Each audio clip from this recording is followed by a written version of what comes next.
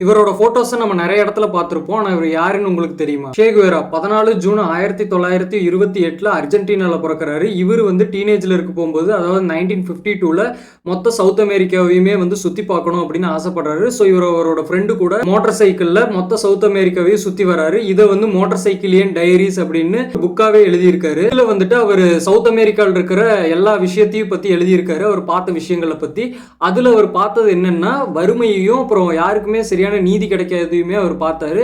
So அவர் அந்த system எதிர்த்து சண்டை போடணும் அப்படின்னு வந்து முடிவு பண்றாரு. அதுக்கப்புறம் மெக்சிகோல வந்து ஃபிடல் காஸ்ட்ரோவை பார்க்கறாரு. அப்புறம் 2 பேரும் சேர்ந்து கொரில்லா வார்ஃபேர் டெக்னிக்ஸ் மூலியமா கியூபால சண்டை போடுறாங்க. ஒரு வழியா 1959ல அங்க இருக்கிற கவர்மெண்ட்டை வீழ்த்தி கியூபாக்கு வந்து ஃப்ரீடம் வாங்கி தராங்க. அதுக்கப்புறம் அங்க சே குவேரா வந்து ரொம்பவுமே பாப்புலர் ஆகுறாரு. அப்புறம் அவருக்கு வந்து நிறைய மினிஸ்ட்ரி போஸ்ட்டும் வந்து தரப்படுது.